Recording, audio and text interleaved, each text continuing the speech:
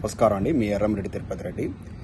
తెలంగాణలో ఈరోజు ఈ అరాచక ప్రభుత్వం వచ్చి 9 నెలలు అయిన తర్వాత అభివృద్ధి అనేది పూర్తిగా కుంటుపడిపోయింది. 70,000 కోట్లు సుమారు అప్పులు తీసుకొచ్చి ఏమన్నా కట్టినరా, ఏమన్నా ప్రాజెక్టు కట్టిరా, ఏమన్నా చేసిర్రా అంటే ఏమి లేదు. మొత్తం 6 గ్యారెంటీలు అని చెప్పి 6 అడుగుల లోతుల ప్రజానికాన్ని పాతిపెట్టేటువంటి కార్యక్రమం చేస్తా ఉన్నారు. మొత్తం రైతులు హ్యాపీగా లేరు, విద్యార్థులు హ్యాపీగా లేరు, నిరుద్యోగులు హ్యాపీగా లేరు. ఎవరు చూసినా అంత ఆర్తనాదాలు వినపడుతున్నాయి. ఏంది ఈ కూల్చివేతలు? హైడ్రా అని ఒక పేరు చెప్పి భయభ్రాంతులను చేసి రియల్ ఎస్టేట్ వాళ్ళ దగ్గర నుంచి డబ్బులు లాగే కార్యక్రమం జరుగుతూ ఉంది. పేద ప్రజల ఇండ్లు కూలుస్తున్నారు. దమ్ముంటే, ధైర్యం ఉంటే పెద్ద పెద్ద నాయకుల వాళ్ళ ఫామ్ హౌస్లు కూలగొట్టండి.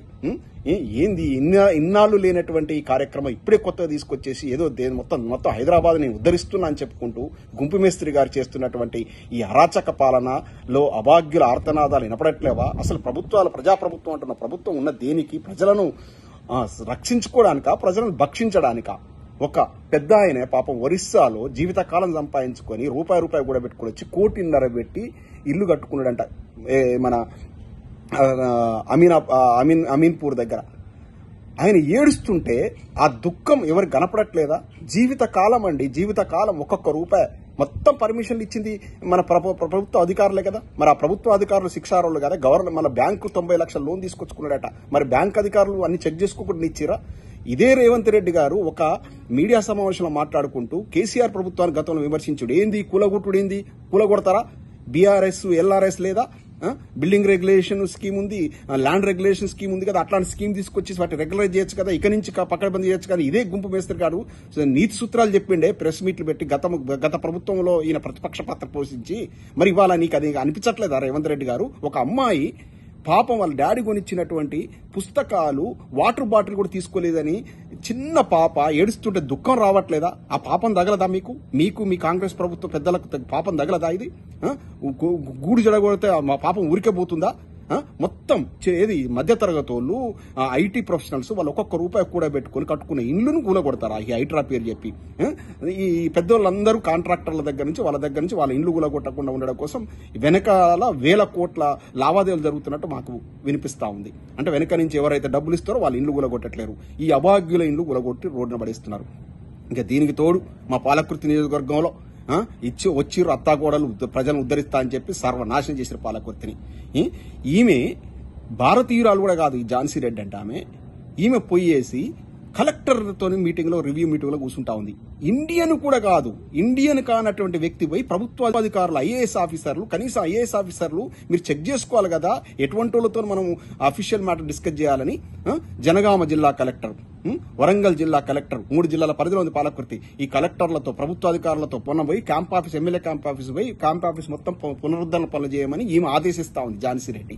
నీకున్న అర్హత ఏంది? నువ్వెవ్వరు అసలు? నువ్వు ఇండియన్ సిటిజన్ వా కనీసము? నువ్వు ఇన్ఛార్జ్, నీకేమైనా ఇన్ఛార్జికి ఇచ్చినట్టుగా కాంగ్రెస్ పార్టీ ఏమైనా ప్రకటించిందా? ప్రకటిస్తే ఆ దిక్కుమాల పార్టీ వాళ్ళు కనుక ప్రకటిస్తే అది చూపించమని ఈ మాట డీసీసీ అధ్యక్షుడు వేసినట్టు. ఇంకా నీకు అంత సిగ్గుమాల పని చేస్తుంది ఆ పార్టీ చేస్తుంది అనుకోవట్లేదు. నీకు డీసీసీ అంటే ఒక భారతీయులుగా రాయలు కానటువంటి వ్యక్తికి డీసీసీ అధ్యక్ష పదవి ఇస్తారా? ఇక ఈ కోడలు నిన్న ప్రెస్ మీట్ పెట్టి, ఏమమ్మా నువ్వు చదువుకున్న వ్యక్తివి, ఏదో దయాకర్ రావు గారిని పలుమార్లు గెలిపించడం, ఈమె కొత్తదనం తీసుకొచ్చి ఏమో డెవలప్మెంట్ చేస్తుందని నీకేదో పొరపాట ప్రజలు వేసారు. నువ్వు మొన్న ప్రెస్ మీట్ పెట్టి ఏం చెప్తావు? నేను హైడ్రా తరహాలో పైడ్రా అని పట్టుకొచ్చేసి జనాలను నిద్రపోనీయకూడదు చేస్తున్నావు అమ్మా. ఇవాళ పాపం పాలకుర్తి మండలము తొర్రూరు గ్రామం లోపల ఆల్రెడీ పేద ప్రజలకు గత ప్రభుత్వ హయాంలో కేటాయించిన భూములు, మన ల్యాండ్ యొక్క ఇండ్లను పోలీసులను పెట్టి వెకేట్ చేయించాను. ఇదా ప్రజాపాలన అంటే? నీకు దమ్ము ఉంటే, నువ్వు నిజంగా చిత్తశుద్ధి ఉంటే నీ ప్రభుత్వ కాలంలో కూడా ఇంకా కొంతమంది పేదోళ్ళకి ఇండ్లు తీసుకొచ్చి కట్టి ఉన్న ఇండ్లను ఖాళీ చేయించేసి కాంగ్రెస్ పార్టీ కార్యకర్తలకు ఇస్తావా? పార్టీతో సంబంధం ఏమైంది? పేదలే, ఏ పార్టీలో పేదలే, వాళ్లకు గత ప్రభుత్వం కేటాయించింది. ఇప్పుడు నీకు గనక చిత్తశుద్ధి ఉంటే నువ్వు కూడా డెవలప్మెంట్ చేసే పని అయితే ఆ కాలనీ పక్కన ఇంకో కాలనీ కట్టి కాంగ్రెస్ పార్టీ కార్యకర్తలకి, పేదలకి ఎవడొద్దన్నాడు? ఉన్న ఇండ్లకు ఏందో రెడ్ సీల్ వేసేసి మొత్తం ఇట్లా మన గనక ఏదన్నా సీజ్ చేస్తే వేస్తారు కదా, స్టాంపులు వేసేసి ఇండ్లకెళ్ళి ఎల్లగొట్టేసి అభాగ్యులందరూ రోడ్ల మీద పడేస్తావా? ఇందుకని నీ గెలిపించింది ఇదా? ఓ చదువుకున్న వ్యక్తివి అనుకొని ఏంది ఇప్పుడు అత్తదేమో పెత్తనం, నువ్వేమో ఎమ్మెల్యేవు. ఏంది నీ పేరేందమ్మా? మామిడాల యశస్విని రెడ్డి అని ఉండాలి, లేకపోతే హనుమాన్ల యశస్విని రెడ్డి ఉండాలి. ఏంది యశస్విని ఝాన్సీ రెడ్డి? ఏంది ఇది? ఎక్కడి కథ? ఆమె జయలలిత, నువ్వు శశికళ? ఏంది ఇది? గీ పనికిమాల రాజకీయం చేస్తానికి అమెరికా నుంచి ఇక్కడ దాకా దిగబడ్డావా? రాజకీయం చేస్తే పద్ధతిగా మంచిగా చెయ్యి. ఒక చదువుకున్న వ్యక్తివి నువ్వు నిన్ను నిరూపించుకో. ఆమె పెత్తనమేంది అసలు? మీ అత్త పెత్తనమేంది అసలు? మీ అత్త ఎవరు అసలు? ఆయన హనుమాన్ల రాజేందర్ రెడ్డి గారి పేరు చెప్పుకొని కాన్స్టిట్యున్సీకి వచ్చేసి హనుమాన్ల రాజేందర్ రెడ్డికి లాస్ట్ విడాకులు నోటీస్ ఇచ్చింది. చూపించాలా? పబ్లిక్ డొమైన్ గా కనపడతా ఉంది. చూపించాలా?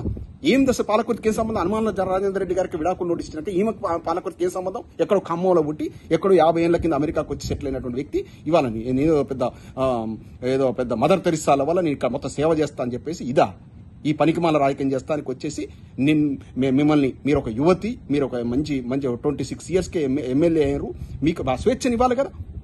ఆమె నీడ నుంచి పక్కకు జరుగు తల్లి, కనీసం నీకన్నా మంచి పేరు వస్తుంది. కొంచెం స్వచ్ఛంగా నీకు నువ్వుగా పరిపాలన చేయి. ఏంది ఈ అత్తపెత్తనం ఏంది ఈ కాన్స్టిట్యున్సీ లోపల? మొత్తం రియల్ ఎస్టేట్ దందాకు తెరలేపారు. బెదిరించి రూమ్ లో బంధించి రిజిస్ట్రేషన్లు చేసుకునే గూండాగిరి తీసుకొచ్చారు పాలకుర్తి నియోజకవర్గంలో. బెదిరించిన వాళ్ళని తీసుకపోయి జైల్లో పెడతారా? ఇదా పాలకుర్తిలో ఇటువంటి లపంగి రాజకీయం చేస్తానికి మిమ్మల్ని ఎమ్మెల్యేగా ఎన్నుకున్నారా? ఇలాంటి రాజకీయమా? ఏం యథా రాజా తదా ప్రజ అన్నట్టుగా అక్కడ రేవంత్ రెడ్డి గారు గుంపు మేస్త్రి గారు హైడ్రా అని పెడితే ఇక్కడ పైడ్రా అని పెట్టేసి మొత్తం భయభ్రాంతులను చేస్తూ పాలకుర్తిలో మొత్తం ఒక అరాచక పాలనకు తెరలైపోయారు. ఖబర్దార్ కాంగ్రెస్ నాయకులారా, ప్రజలు మొత్తం గమనిస్తున్న కర్రు గాల్చి వాత పెడతారు. మీకు త్వరలోనే తగిన బుద్ధి చెప్తారు ఎలక్షన్ లోపల. ఇంత దారుణమైన పరిస్థితి. ఎక్కడ కూలగొట్టులు ఎక్కడికి నిర్మించండి. ఆ చేతనైతే కూలగొట్టులు కాదు, నిర్మించండి, రెగ్యులరైజ్ చేయండి. స్పెషల్ జీవో నువ్వే కదా రేవంత్ రెడ్డి గారు చెప్పింది, స్పెషల్ జీవో తీసుకొచ్చేసి రెగ్యులరైజ్ చేయొచ్చని. రెగ్యులరైజ్ చేయి. అభాగ్యులను ఎందుకు రోడ్డు మీద పడేస్తావు? రెగ్యులరైజ్ చేసి ఇక నుంచి అట్లాంటి జరగకుండా కట్టుదిట్టమైన ఏర్పాట్లు చేయి. వచ్చి ధరని ఎత్తేస్తా, ధరని ఇంతవరకు ధరనికి అది గతి లేదు, నీ 6 గ్యారెంటీలకు అది గతి లేదు. చేస్తానన్న పనులు చేయి. నిన్ను ఎవడు అడిగిండి ఈ హైడ్రా గిడ్రా అని? ఈ కూల్చివేతల ప్రభుత్వమా కోరుకున్నది? ప్రజలు నిర్మించే ప్రభుత్వాన్ని కోరుకున్నారు. ఆయన కేసీఆర్ గారు మొత్తం తెలంగాణ నిర్మిస్తే నువ్వు మొత్తం సర్వనాశనం చేస్తున్నావు. వచ్చే 9 నెలల్లో తెలంగాణ ఎంత ఆగమైపోవాలి అంత ఆగమైపోయింది. జై తెలంగాణ.